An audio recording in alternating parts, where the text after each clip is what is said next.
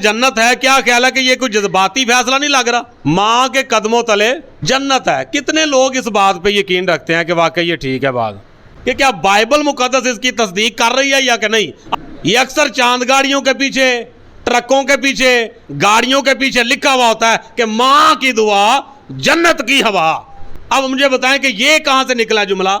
जो आसमानी किताबें नाजल हुई हैं, क्या ये दोनों जुमले आसमानी या इल्हामी किताबों के हैं कि माँ के कदमों तले जन्नत है या माँ की दुआ जन्नत की हवा? ये कहाँ से आ गए जुमले कि माँ ठंडियाँ चावा तो प्यो की करांदे कंडे? फिर कहते हैं जी माँ जो है वो जन्नत है और बाप जो है वो क्या है, जन्नत का बाप जो है वो जन्नत का दरवाजा है। अल्लाह तो काम यहाँ पे ये हुआ है कि माँ जो है वो अपनी बेटी को एक तवाइफ के तौर पे मजमे के सामने बादशाह के दरबार में नचवा रही है। अगर आप हमारे चैनल पर नए हैं तो चैनल को सब्सक्राइब लाजमी करें और वीडियो को शेयर करें। Thanks for watching. तवारीख की दूसरी किताब उसका 22वां बाब उसकी आयत नंबर 2 और 3 दो आयत हम पढ़ेंगे। अख्जिया 42 बरस का था जब वो सल्तनत करने लगा। उसने यरूशलेम में 1 बरस सल्तनत की। उसकी माँ का नाम अतलिया था जो उमरी की बेटी थी। वो भी अखयब के खानदान की राह पर चला क्योंकि उसकी माँ उसको बदी की मशवरत देती थी। मुकद्दस पाक कलाम का पढ़ा सुना जाना हम सब के लिए वसीला बरकत साबित हो, आमीन। अच्छा जी, आज कौन सा दिन है? Mother's Day. अच्छा, पूरी दुनिया में तकरीबन ये मनाया जाता है मदर्स डे। आज हम लोग जिस बात पर गौर करने वाले हैं वो बात आपने पहले कई मर्तबा सुनी है, लेकिन बहुत सारी ऐसी बातें हैं कि जिनको हमने सिर्फ सुना हुआ होता है लेकिन कभी उस पर हमने तवज्जो नहीं दी या कभी उस पर फोकस नहीं किया कि आया ये बात वाकई ठीक भी है या कि नहीं, या अगर हम लोग ये जो बात कर रहे हैं किस हद तक खुदा का पाक कलाम इसकी तस्दीक करता है या खुदा का पाक कलाम जो है वो इसके बारे में क्या बताता या सिखाता है। एक जुमला बोला जाता है और ये आज से नहीं, बचपन से हम लोग सुनते आ रहे हैं और हमारे से पहले भी लोग ये बोलते थे कि माँ के कदमों तले जन्नत है। कितने लोग इस बात पे यकीन रखते हैं कि वाकई ये ठीक है बात? क्यों भाई? ये सुना तो हुआ है ना। अब मुझे बताएं, बोला भी होगा, सुना भी हुआ है, लेकिन आज मैंने पूछा तो जो तेवर चेंज हो गए। आज को थोड़ा सा जो है वो अजीब लगना शुरू होगा कि ये पाज साहब ने क्या पूछ लिया। पहले जब आप बोलते थे या आप सुनते थे कि माँ के कदमों तले जन्नत है, पहले तो कुछ नहीं हुआ, खुश हो जाते थे। आज मैंने पूछ लिया तो परेशान हो गए। ये बात वाकई ठीक है कि माँ के कदमों तले जन्नत है? अब कह रहे हैं नहीं, बाइबल में कहीं लिखा हुआ है कि माँ के कदमों तले जन्नत है। आप में से किसी ने पढ़ा हो? नहीं ना पढ़ा, तो फिर ये किस बेस पे ये बात कही जाती है कि माँ के कदमों तले जन्नत है? अब मैं जो बात आप तक पहुँचाने लगा वो बड़ी ख़ास और अहम बात है, इसको थोड़ा समझने की ज़रूरत है। देखिए, अदालत में फैसले जो हैं वो जज्बात से नहीं होते। अगर जज्बात के बलबूते पे अदालत फैसले करने लगे ना तो किसी को भी वो सजाए मौत ना दे। 15-15, 16-16 साल के जवान जो हैं या खूबसूरत नौजवान लड़के जो हैं उनको सजाए मौत सुना दी जाती है। उनकी माँ के दिल पे क्या गुजरता होगा, क्या गुजरती होगी उनके घर वालों पे? क्या अदालत जो है वो इस चीज को देखती है कि ये अपनी माँ का अकेला ही बेटा है और इसका बाप जो है वो भी फौत हो चुका हुआ है और ये एक यतीम बच्चा है और अपनी माँ का वाहिद सहारा है? क्या अदालत इस बात को देखेगी? किस बेस पे वो फैसला करेगी? वो तो जो आयन कवानीन है, अदालत तो उस बेस पे फैसला करेगी, जज्बात के बलबूते पे तो फैसला नहीं करेगी। जज्बात के बलबूते पे अगर फैसला किया जाए तो फिर किसी को भी अदालत सजा ना दे। ये बातें मैं एम ही नहीं कर रहा, ये बात कुछ समझाने के लिए मैंने ये बात शुरू की है। अब मुकद्दसा माँ मरियम के दुखों का हम लोग बयान नहीं कर सकते कि खुदावंद यस्सु मसीह को जब मसलूब किया गया तो मुकद्दसा माँ मरियम जो थी वो कितने कर्ब में से गुजरी हैं, कितनी अजियत में से गुजरी हैं। हालांकि उनको इन सारी होने वाली बातों का पहले से ही इल्म था, लेकिन इसके बावजूद एक माँ के सामने उसके लखते जिगर के हाथों में कील ठोंक दिए जाएं, पैरों में कील ठोंक दिए जाएं और पुश्ते मुबारक पर ऐसे कोड़े लगाए जाएं कि जो खाल खींच लेते हैं। आप मुझे बताएं, मां का कलेजा नहीं फट जाएगा? अगर वो कोड़े मारने वाले या कील ठोंकने वाले मां के जिगर को देखते, मां के जज्बात को देखते, तो वो कतई तौर पर फिर ऐसा ना करते। लेकिन जज्बात नहीं देखे जाते। अब सेम इसी तरह से अदालत जो है वो जज्बात के बलबूते पे फैसले नहीं करती। और जहां तक मेरी समझ में ये बात आई है कि मां के कदमों तले जन्नत है, मजीद आगे जाकर मैं इसको डिफाइन करूंगा। मां के कदमों तले जन्नत है, क्या ख्याल है कि ये कोई जज्बाती फैसला नहीं लग रहा? अब मुझे नहीं पता कि किसने पहली मर्तबा ये अल्फाज बोले। अगर को जानता हो तो आप मेरे से बता सकते हैं कि पहली मर्तबा किसने ये अल्फाज बोले थे कि मां के कदमों तले जन्नत है। अब मैं इसकी नफी नहीं कर रहा, मैं सिर्फ ये बताना चाह रहा हूं कि क्या बाइबल मुकद्दस इसकी तस्दीक कर रही है या कि नहीं। आज हम इस बात पे थोड़ी देर के लिए गौर करेंगे। और फिर उसके बाद एक और भी जुमला बोला जाता है, मां की दुआ, मां की दुआ। ये अक्सर चांद गाड़ियों के पीछे, ट्रकों के पीछे, गाड़ियों के पीछे लिखा हुआ होता है कि मां की दुआ जन्नत की हवा। अब मुझे बताएं कि ये कहां से निकला जुमला? क्या ये किसी इल्हामी कुतब का जुमला है जो आसमानी किताबें नाजल हुई हैं? क्या ये दोनों जुमले आसमानी या इल्हामी किताबों के हैं कि मां के कदमों तले जन्नत है या मां की दुआ जन्नत की हवा? ये कहां से आ गए जुमले? तो सेम इसी तरह से देखें, अगर मां की ममता की बात करें तो दुनिया में कोई उसका सानी नहीं है। अगर मां की ममता की बात करें तो कोई उसके मदे मुकाबल खड़ा नहीं हो सकता। अगर मां की ममता की बात करें तो पूरी दुनिया में ढूंढ ले, आपको वैसा प्यार नहीं मिलेगा। तो अब दूसरी बात यह है कि अगर मां की ममता की ही बात करते हैं तो आप मुझे यह बताइए कि क्या यह ममता सिर्फ इंसानों में पाई जाती है या जानवरों में भी पाई जाती है?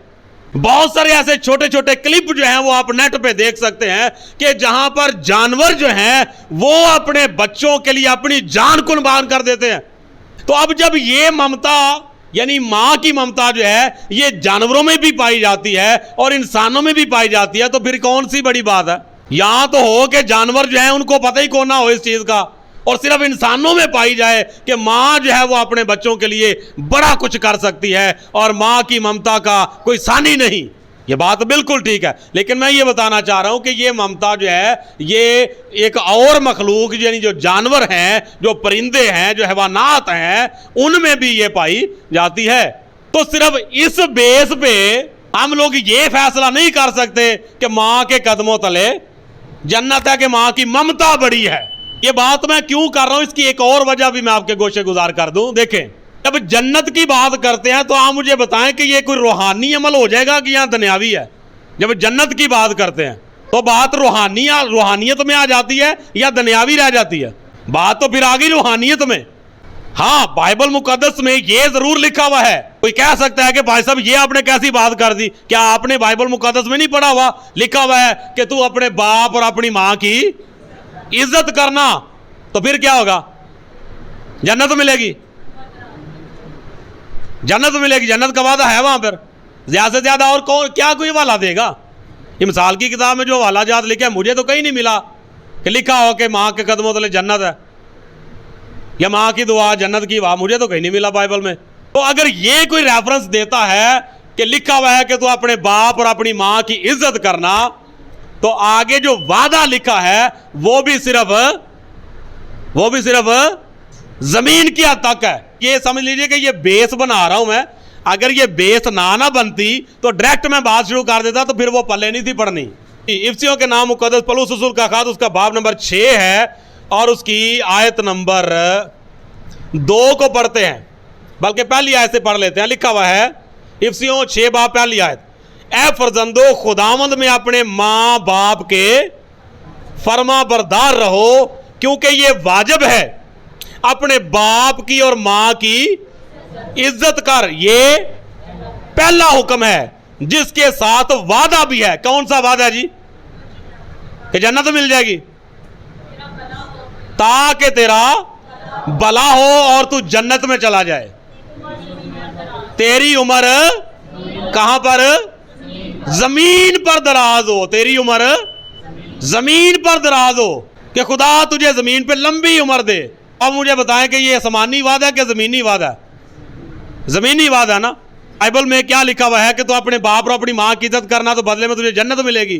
तेरा भला होगा और इस जमीन पर तेरी उम्र दराज होगी। अब अगली जो बात है कि जन्नत मिलेगी या नहीं मिलेगी, बादशाही मिलेगी या नहीं मिलेगी, वो कोई अलग प्रोसेस है। उसके लिए रिक्वायरमेंट कुछ और भी है। सिर्फ माँ बाप की इज्जत की हद तक जो है वो बात खत्म नहीं हो जाती।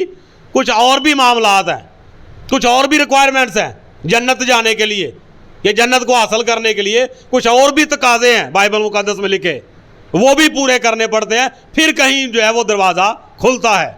वापस आए जहाँ से हम लोगों ने स्टार्ट लिया, जो आज की हमारी मरकजी आयत है। तवारीख की दूसरी किताब 22वां चैप्टर है और उसकी आयत नंबर 2 से हम लोगों ने पढ़ा। लिखा हुआ है, अखजिया 42 बरस का था जब वो सल्तनत करने लगा और उसने यरूशलेम में 1 बरस सल्तनत की। उसकी माँ का नाम अतलिया था जो उमरी की बेटी थी। वो भी अखयब के खानदान की राह पर चला क्योंकि उसकी माँ उसको बदी की मशवरत देती थी। अब ये क्या है? ये भी तो एक माँ है। कर क्या रही है? अपने बेटे को बड़े चंगे मशवरे देती पई है। क्या करती है ये? अपने बेटे को बदी करने के मशवरे देती है। अब अगर ये कहा जाए कि जी माँ के कदमों तले जन्नत है, चले मान लिया कि ठीक है, मान लिया कि माँ के कदमों तले जन्नत है। अगला सवाल पैदा हो जाता है, किस माँ के कदमों तले जन्नत है? कौन सी वो माँ है जिसके कदमों तले जन्नत है? वो कैसी माँ है जिसके कदमों तले जन्नत है? यहां पर जो हमने पढ़ा ये भी तो क्या है? एक माँ है। अब मुझे बताएं इसके कदमों तले क्या है? इसके कदमों तले जन्नत है। ये अपने बेटे का बेड़ा गर्क कर रही है कि जन्नत पहुंचा रही है। इसकी दुआ जन्नत की हवा है। फिर बड़ा अजीब जो है वो बोलते हैं, मावा ठंडियां छावा, बोलते ना इस तरह करके, मावा ठंडियां छावा तो प्यो कि करा दे। क्यों प्यो चुंडियां वड़ते हैं भाई? सारी दिहाड़ी बेचारे वो खपते रहते हैं बाहर, धक्के खाते रहते हैं, तो प्यो की ने जी ये किहड़े चक्कर च? ये क्या बताना मैं ये चाह रहा हूं कि ये सारी जज्बाती बातें हैं। ये सारी जज्बाती बातें हैं। तो जज्बाती बातों का रूहानियत के साथ कोई लेना देना, रूहानियत के साथ इन चीजों का कोई वास्ता नहीं है। आप मुझे बताएं, अगर खुदा जज्बात देखे तो वो किसी के भी लगते जिगर को वापसी का हुक्म ना दे के वापस आ जाए, बनी आदम लौटा। तो फिर इसका यह मतलब नहीं कि खुदा जज्बात नहीं रखता। खुदा जज्बात रखता है। खुदा जज्बात रखता है और हमारे जज्बात देखता भी है। हमारे दिल की मुरादों से भी वो वाकिफ है। हमारी मुसीबतों में हमारी क्या कैफियत होती है उससे भी वो वाकिफ है। लेकिन इसके बावजूद जो कानून है वो कानून है। कानून में जो है वो जज्बात नहीं देखे जाएंगे। अगर दुनियावी अदालत जो है वो जज्बात के बलबूते पे फैसला नहीं ना करती, तो इसी तरह आसमानी हुकूमत जो है वो भी जज्बात के बलबूते पे कोई काम नहीं करती। उसके अपने कुछ कवानीन है कि मावा ठंडियां छावा तो प्यो की करांदे कंडे। फिर कहते हैं जी माँ जो है वो जन्नत है और बाप जो है वो क्या है? जन्नत का बाप जो है वो जन्नत का दरवाज़ा है। यानी ये बातें कही इसलिए जाती हैं कि माँ बाप की अहमियत को वाजे किया जाए, माँ बाप की वैल्यू बताई जाए कि माँ का क्या मकाम है और बाप का क्या मकाम है। बेशक बाइबल मुकद्दस जो है वो वालिदैन को एक बड़ा उत्तम मकाम देती है। तो जब कोई माँ बाप की इज्जत खिदमत करना सीख जाता है या समझ जाता है, तो असल में क्यों खुदा ने इसके साथ ये वादा रखा हुआ है? क्यों खुदा ने माँ बाप को इतना बड़ा और ऊंचा मकाम जो है वो दिया हुआ है? उसकी वजह क्या है? तो उसकी वजह यही है कि माँ बाप की इज्जत और खिदमत की जो रिक्वायरमेंट है या जो तकाजे हैं, रूहानी तौर पर खुदा के भी तकाजे वही हैं। खुदा की भी रिक्वायरमेंट जो है वो हमसे वही है। अगर कोई माँ बाप के लिए वो तकाजे पूरे नहीं कर सकता तो खुदा के लिए वो कैसे करेगा? तो यहां पर देखिए कि मां के बारे में यहां पर हम देखते हैं कि ये एक ऐसी मां है कि जो अपने बेटे को बदी के मशवरे देती है। और आगे थोड़ा सा पढ़ लीजिएगा, फिर देखिएगा कि इसके मशवरों से हुआ क्या है, जन्नत मिली है या जहन्नम मिली है। जी 4थी आयत पढ़ते हैं तो लिखा हुआ है, और उसने खुदावंद की नजर में बदी की जैसा अखयब के खानदान ने किया था, क्योंकि उसके बाप के मरने के बाद वही उसके मुशीर थे, जिससे उसकी बर्बादी हुई, जिससे उसकी बर्बादी हुई। तो अब मुझे बताएं कि जन्नत मिली कि जहन्नम मिली? ये मां ही है ना जो उसको कहां पे अपने बच्चे को जेल लेके जा रही है, जन्नत में कि जहन्नम में? ये तो जहन्नम में लेके चली गई। अब एक और मां को देखते हैं बाइबल मुकद्दस में। मेरे साथ निकालिए मुकद्दस मरकज की अंजील निकालिएगा जरा, और उसका बाब नंबर 6 है, 6वां चैप्टर है, और उसकी 21वीं आयत जो है उससे पढ़ते हैं तो लिखा हुआ है, और मौका के दिन जब हेरोदिस ने अपनी सालगिरह में अपने अमीरों और फौजी सरदारों और गलील के रईसों की ज़ियाफत की, और उसी हेरोदियास की बेटी अंदर आई और नाच कर हेरोदिस और उसके मेहमानों को खुश किया, तो बादशाह ने उस लड़की से कहा, जो चाहे मुझसे मांग मैं तुझे दूंगा। और उसने कसम खाई कि जो तू मुझसे मांगेगी अपनी आधी सल्तनत तक तुझे दूंगा। और उसने बाहर जाकर अपनी मां से कहा, किसे कहा? और उसने बाहर जाकर अपनी मां से कहा कि मैं क्या मांगू? उसने कहा जन्नत मांग ले, जन्नत मांग ले ना। क्या कहा? उसने कहा यूहन्ना बपतिस्मा देने वाले का सर। वो फिलफोर बादशाह के पास जल्दी से अंदर आई और उससे अर्ज की, मैं चाहती हूं कि तू यूहन्ना बपतिस्मा देने वाले का सर एक थाल में अभी मुझे मंगवा दे। बादशाह बहुत गमगीन हुआ, मगर अपनी कसमों और मेहमानों के सबब से उससे इनकार करना न चाहा। बस बादशाह ने फिलफोर एक सिपाही को हुक्म देकर भेजा कि उसका सर लाए। उसने जाकर कैद खाना में उसका सर काटा और एक थाल में लाकर लड़की को दिया, और लड़की ने अपनी मां को दिया। मां की जो है वो फिर खुशी की इंतहा ना रही। अब ये क्या है? ये भी तो मां ही है ना। अब इसके कदमों तले जन्नत है हमजे साहब, इसकी दुआ जन्नत की वाह है। ये ठंडियां छावां है, ये मां ठंडी छां है। जिसका सर इसने कटवाया है वो कोई मामूली हस्ती है? वो भी तो किसी का बेटा था कि नहीं? और एक ही बेटा है, और वो भी बुढ़ापे का। एक मां दूसरी मां की गोद जो है वो उजाड़ रही है। तो अब कौन सी मां है कि जिसकी दुआ जन्नत की हवा है, जो ठंडी छां है, जिसके कदमों तले जन्नत है? कौन सी मां है? किस मां के कदमों तले जन्नत है? तो अब मुझे बताएं कि पहला तो काम यहां पे ये हुआ है कि मां जो है वो अपनी बेटी को एक तवाइफ के तौर पे मजमे के सामने बादशाह के दरबार में नचवा रही है। उसके बाद दूसरा जो इसने बड़ा काम किया है कि एक ऐसा जलील अल कदर नबी जिसके बारे में खुदावंद यस्सु मसीह ने फरमाया कि जितने औरतों में से पैदा हुए हैं यूहन्ना बपतिस्मा देने वाले से बड़ा कोई नहीं। ऐसी जलील अल कदर हस्ती का इसने क्या कर दिया? सार कटवा दिया। तो ये जन्नत की वाह है, ये ठंडी छां है। मुझे बड़ी बात याद आ रही है। पादी साहब मेरा ख्याल है कहीं गए। पादी साहब जरा इधर देखिएगा। पादी साहब कहीं चले गए, कोई पता नहीं तीसरे की इबादत थी जहां तक मुझे याद पड़ रहा है। पादी साहब ने कह दिया कि जी कोई बच्चों से पूछा कि भी अपनी मां के बारे में कोई गवाही देनी हो। बच्चियां पता क्या क्या ए पादी साहब, असी अपनी मां नूं जानते हाँ ते साडी मां सानू जानती, तुसी दुआ करो ते आमीन करो। की मतलब इस गल का? उस मां ने किवें दी जिंदगी गुजारी होगी? मैं मां के मकाम को ठेस नहीं पहुंचा रहा, खुदा मुआफ करे। मैं सिर्फ करदार की बात कर रहा हूं जो बाइबल कर रही है। समझ आ गई बात की? मैं भी कि कोई बंदा इस पे एतराज करे कि लो जी पादी साहब ने तो मां के मकाम नूं डाउन कर दिया, मैं कौन होता हूं? लेकिन मैं पहले इसीलिए मैंने वो सारी गुफ्तगू की है कि जज्बात के बलबूते पे नहीं बात करनी।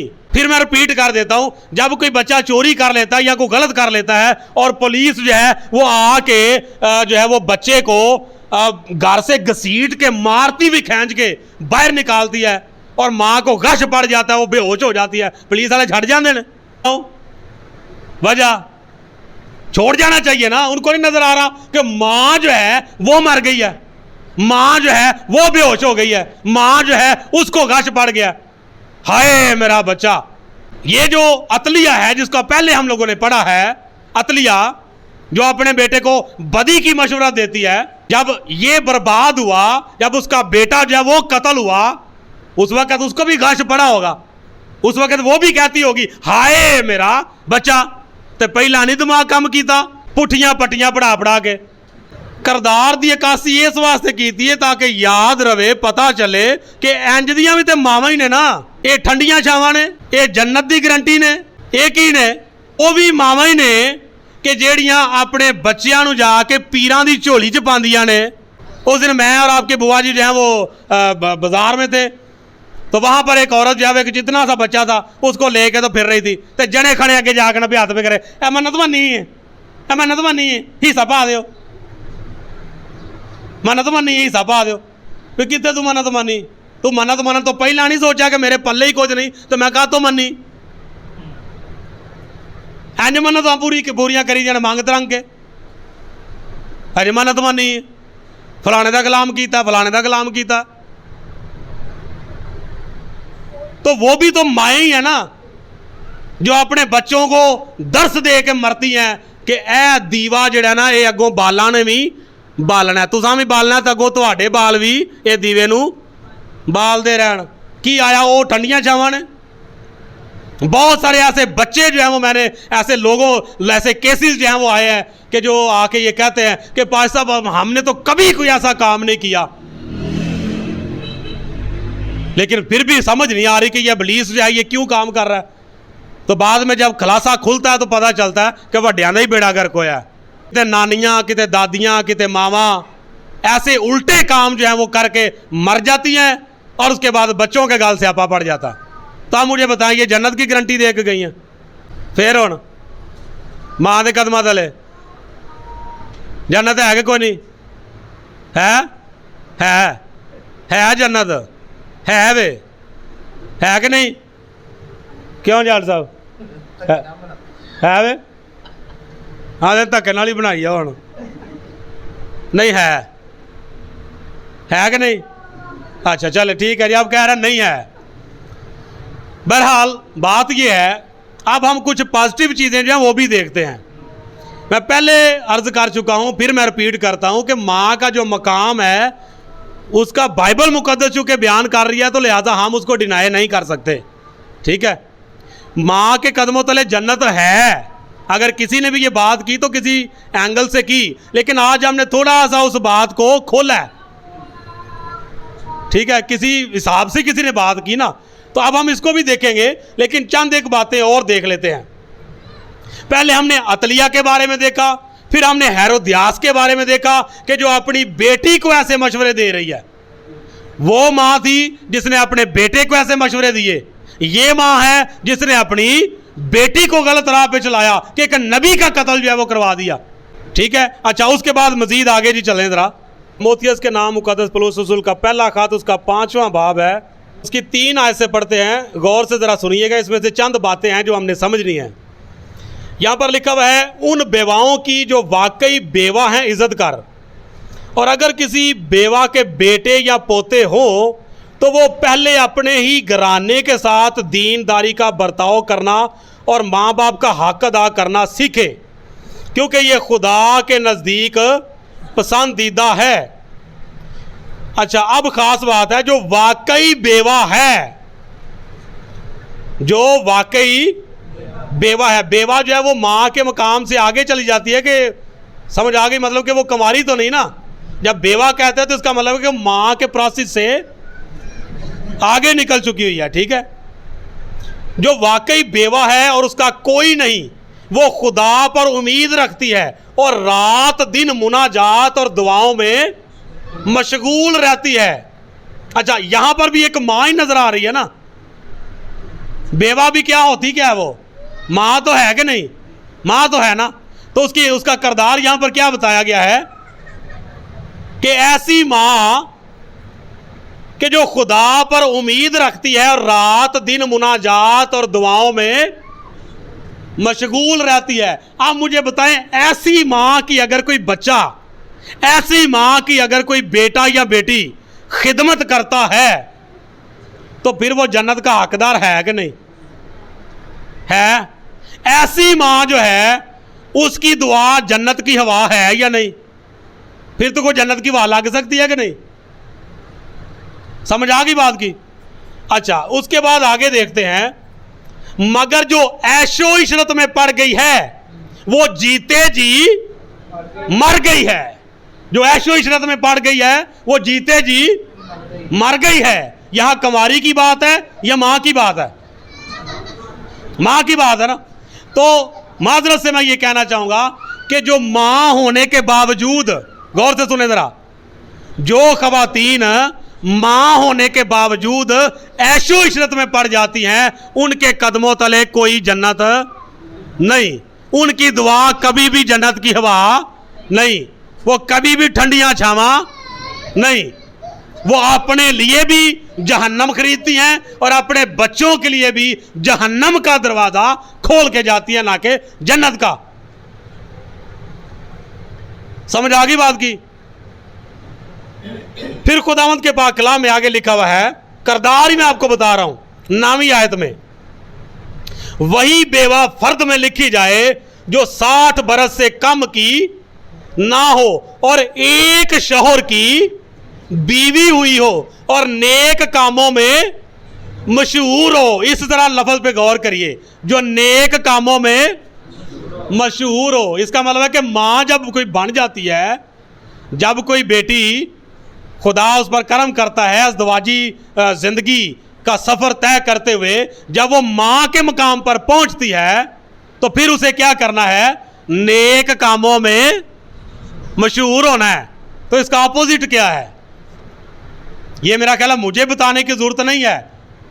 इसका अपोजिट क्या है कि कौन किस काम में मशहूर है। अब ये माओं को खुद देखना है कि किस काम में हमारी मशहूरी है, किस काम में मोहल्ले में हमारा जो है वो नाम लिया जाता है, किस तरह की महफिलों में जो है वो हमारा नाम लिया जाता है, किस तरह के लोग जो हैं वो हमारा चर्चा ज्यादा करते हैं, या खानदानों में या रिश्तेदारों में या मोहल्लेदारों में हमारा किस तरह से नाम लिया जाता है, किस काम में मां जो है वो मशहूर है। अब यहां पर वाज़े तौर पर लिखा हुआ है कि वो नेक कामों में मशहूर हो, बच्चों की तरबियत की हो, बच्चों की तरबियत की हो, परदेसियों के साथ मेहमान नवाजी की हो, मुकद्दसों के पांव धोए हो, मुसीबत ज़दों की मदद की हो और हर नेक काम करने के दर पे रही हो। तो ये हैं वो माएँ जिनकी वजह से मदर डे मनाया जाता है। बात तो अजीब ही लगती है बार बार करनी, लेकिन फिर भी मुझे ये बात करनी पड़ती है कि जिन माओं का किरदार ऐसा नहीं है जो बाइबल मुकद्दस बता रही है, उनके लिए मुझे बताएं कि मदर डे क्या हैसियत रखता। अब बच्चे जो हैं वो अपने माँ बाप की इज्जत खिदमत करें, ये सब पे लागू है, ये बात सब पे लागू है। माँ चाहे जैसी भी है, माँ तो है ना, लेकिन इस बात का रूहानियत से कोई तल्लुक नहीं। माँ जैसी भी है, ये बात रूहानियत के दायरे में नहीं आती। ठीक हो गया जी? क्योंकि ये जज्बात है, ये एक जज्बाती बात है, लेकिन रूहानियत बिल्कुल अलग है। रूहानियत क्या है कि जब तक कोई अपनी जान से भी दुश्मनी ना रखे वो मेरा शागिर्द नहीं हो सकता। तो वहां पर जज्बात कहां पर रह जाते हैं? क्या फिर खुदा जज्बात को देखता है? तो खुदावंद के पाक कलाम के मुताबिक देखे, एक और हवाला आगे पढ़े, जरा थोड़ा सा आगे पढ़ लेते फिर चलते आगे। अच्छा जी, 11वीं आयत में लिखा है, मगर जवान बेवाओं के नाम दर्ज ना कर, क्योंकि जब वो मसीह के खिलाफ नफ्स के ताबे हो जाती हैं तो ब्याह करना चाहती हैं और सजा के लायक ठहरती हैं कि वो इसलिए उन्होंने अपने पहले ईमान को छोड़ दिया और इसके साथ ही वो घर घर फिर कर बेकार रहना सीखती हैं और सिर्फ बेकार ही नहीं रहती बल्कि बक बक करती रहती हैं और औरों के काम में दखल भी देती हैं और नशाइस्ता बातें कहती हैं। ये भी तो एक मां का ही किरदार है ना। मैं सही कह रहा हूं कि गलत कह रहा हूं, मुझे बताते जाए जरा साथ साथ। ये एक मां की बात ही हो रही है ना। अब क्या यहां पर किस तरह के किरदार बताया गया है? नंबर 1, उसने अपने पहले ईमान को छोड़ दिया। नंबर 2, इसके साथ ही वो, ऊंची बोल दे थोड़ा सा, इसके साथ ही वो क्या करती है, घर घर फिर कर, ये किरदार नजर आता है वैसे इस तरह का। ਐਵੇਂ ਫਜ਼ੂਲ ਚ ਘਰਾਂ 'ਚ ਪਿਆ ਫਿਰਨਾ, ਜਿਹਨੂੰ ਕਹਿੰਦੇ ਨੇ ਤੂੰ ਤਾਂ ਪਤਾ ਨਹੀਂ ਪੈਰਾਂ ਨੂੰ ਬਿੱਲੀਆਂ ਬੰਨੀਆਂ ਨੇ। ਕਿਉਂ ਕਹਿੰਦੇ ਨੇ? ਕਿਉਂਕਿ ਬਿੱਲੀ ਨੂੰ ਇੱਕ ਜਗ੍ਹਾ ਤੇ ਸਾਰੀ ਦਿਹਾੜੀ ਫਿਰਦਿਆਂ ਰਹਿਣਾ ਤੇ ਸ਼ਾਮੀ ਜਿਹੜਾ ਨਾ ਬੰਦੇ ਕੋਲ ਫਿਰ ਮਾਰ ਖਾਣੀ। कभी उधर जा, कभी उधर जा, कभी उधर जा, दूजिया पे मशवरे देने ने। यहाँ पर लिखा नहीं हुआ कि खुद भी बेकार रहती है और औरों के काम में भी दखल देते हैं। मैं जाके लत्त अड़ानी है भाई, भांडे घर धोने वाले पे ने, मक्खियां भिण पियां कर दिया ने उत्ते, ते आप गुआंढिया घर जाके बैठना। ज्यों बंदे काम से निकलना उन्हें नाल गुआंढिया घर वड़ जाना। चल भाई,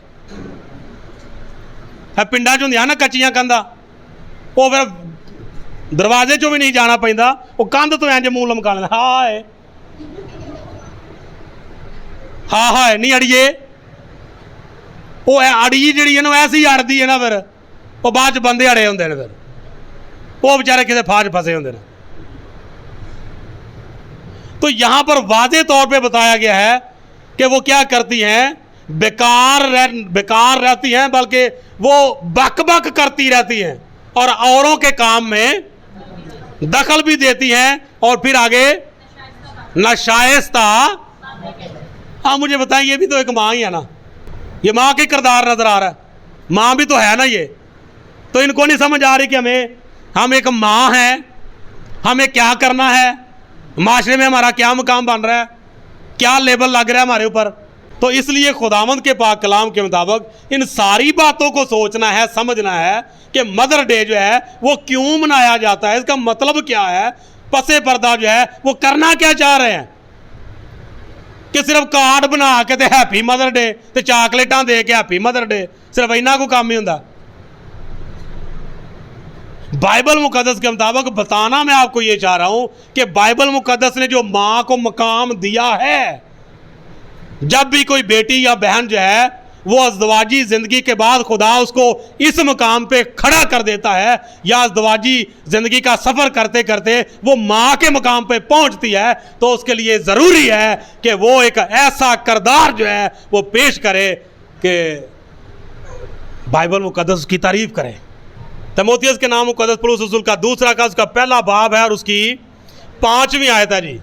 और मुझे तेरा वो बेरिया ईमान याद दिलाया गया है जो पहले तेरी नानी लोइस और तेरी मां यूनिके रखती थी, और मुझे यकीन है कि तू भी रखता है। हालेलुया। अब ये ईमान कहां से ट्रांसफर हो रहा है?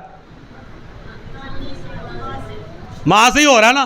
पहले नानी से, फिर मां से आगे आया, नानी से मां में और मां से बेटे में। यह भी तो एक मां ही है ना। खुदा का कलाम जो है वो मां को बड़ा उत्तम मकाम देता है, लेकिन अगर कोई खुद मां जो है वो अपने किरदार के जरिया से अपने मकाम का सत्यानाश कर देती है, तो खुदा का कलाम उसके बारे में भी फिर वाजे करता है। वहां पर खुदा जज्बात पे फैसले नहीं करेगा। तो जिन माओं के बारे में पहले हम लोगों ने पढ़ा, उनके कदमों तले कभी भी जन्नत नहीं। उनकी खिदमत कर, जो दुनियावी तौर पर ठीक है करते रहें, लेकिन कभी भी उनकी खिदमत के बदले में रूहानी बरकत नहीं मिलेगी। उनकी दुआ कभी भी जन्नत की हवा नहीं हो सकती। समझ आ गई ना। अब यहां पर बताया गया है, मुकद्दस पौलुस रसूल अपने शागिर्द तीमुथियुस से ये कहते हैं कि मुझे तेरा वो बेरिया ईमान याद दिलाया गया है जो पहले तेरी नानी लोइस और तेरी मां यूनिके रखती थी, और मुझे यकीन है कि तू भी रखता है। ऐसी माएँ जो हैं ऐसी माओ की खिदमत करने वाले जो बच्चे हैं या उनकी जो औलाद है, उनके लिए माँ जो है वो वाकई जन्नत बन जाती है। क्यों? क्योंकि उसने अपने बच्चों की तरबियत ही अच्छी करनी है, उसने अपने बच्चों का जो किरदार है उसको ही ऐसा पॉलिश करना है और ऐसा ईमान जो है वो उनके अंदर ट्रांसफर करना है ताकि आने वाले वक्त में वो वाकई बादशाही के वारिस बन जाएं। हालेलुया। बाइबल मुकद्दस में ऐसी बहुत सारी खवातीन का जिक्र मिलता है कि जो माएँ हैं वाकई उनको हैप्पी मदर डे कहना चाहिए कि वाकई माँ का किरदार आपने अदा किया है और माँ होने का हक भी अदा किया है। जी, मुकद्दस यूहन्ना का दूसरा खत है, उसका पहला बाब है। मुकद्दस यूहन्ना का दूसरा खत उसका पहला बाब है और उसकी पहली आयत से हम पढ़ते हैं। मुझ बुजुर्ग की तरफ से उस बरगजीदा बीबी और उसके फर्जंदों के नाम जिनसे मैं उस सच्चाई के सबब से सच्ची मोहब्बत रखता हूं जो हम में कायम रहती है और अब तक हमारे साथ रहेगी। अब ये क्या है? ये क्या है? किसके बारे में मुकद्दस यूहन्ना बात कर रहे हैं? एक माँ ही है ना, बरगजीदा। अब बरगजीदा लफ्ज़ है ये किसके लिए इस्तेमाल होता है? बरगजीदा लफ्ज़ है वो नबियों के लिए लफ्ज़ इस्तेमाल हुआ है। मेरा बरगजीदा बंदा मूसा। समझ आ गई? तो अब यहां पर देखें कि ये यहां पर जिस माँ का जिक्र किया गया है कि उसका नाम यहां पर मुकद्दस यूहन्ना ने नहीं लिखा, तो कितना बुलंद मकाम है उसका, कितना बड़ा मकाम है उसका कि मुकद्दस यूहन्ना उसे बरगजीदा कह रहे हैं कि मुझ बुजुर्ग की तरफ से उस बरगजीदा बीबी और उसके फर्जंदों के नाम। कि इस माँ ने क्या किया है कि खुद भी खुदा के नज़दीक जो है वो मकबूल हुई है और अपने फर्जंदों को भी उसी रास्ते पे चलाया है। तो इसके कदमों तले जन्नत है कि कोई ना? नजर आई? हेल्ड साहब नजर आ गई? तो ये जो दूसरे किरदार मैंने आपको दिखाए हैं, हर माँ के कदमों तले जन्नत नहीं, हर माँ की दुआ जन्नत की हवा नहीं। समझ आ गई बात की? चूंकि ये जन्नत वाला जो मामला है ये रूहानी अमल है, यहां पे जज्बात नहीं खुदा देखेगा। तो वो भी माएँ थी जिन्होंने नबियों को जन्म दिया है, वो भी एक माँ थी जिसने नजात दहिंदा को जन्म दिया है, वो भी एक माँ थी जिसने मुकद्दस यूहन्ना इस्तबागी को जन्म दिया है, और वो भी एक माँ थी जिसने पलूस रसूल जैसे सूरमा को जन्म दिया। हालेलुया। तो खुदावंद के कलाम के मुताबिक ऐसी माएँ जो हैं खुदा भी उनको मुबारक कहता है। ऐसी माएँ जो हैं खुदा भी उनको अपने पाक कलाम में मुबारक कहता है। मुकद्दस पलूस रसूल ने मुकद्दस खवातीन का जिक्र किया है। खुदावंद यस्सु मसीह के साथ जो है वो खवातीन थी, वो भी तो माएँ थी ना। एक माँ का किरदार बिल्कुल ऐसा होना चाहिए। तो इसलिए मेरे अज़ीज़ों, खुदावंद के पाक कलाम के मुताबिक आज हम लोगों ने देखा कि माँ के कदमों तले जन्नत है या कि नहीं। तो मेरा ख्याल है कि बात समझ में आ गई है, सही समझ आ गई। तो कोशिश हमें ये करने की ज़रूरत है कि खुदा के कलाम ने जो मकाम माँ को दिया है, जब भी कोई बहन या बेटी अज़दवाजी ज़िंदगी का सफ़र करते हुए इस मकाम पे पहुंचती है, तो उसके लिए ज़रूरी है कि वही मकाम हासिल करे जो खुदा का कलाम उसे देता है, अपने किरदार के ज़रिए, अपने अखलाक के ज़रिए, अपने एतवार के ज़रिए। हालेलुया। सो खुदा आप सबको आज के इस पाक कलाम के वसीला से बरकत बख्शे। आमीन। इस तरह की मज़ीद वीडियोस देखने के लिए हमारे चैनल को सब्सक्राइब लाजमी करें और बेल आइकन को प्रेस करें ताकि हर नई आने वाली वीडियो बर वक्त आप तक पहुंच सके। Thanks for watching.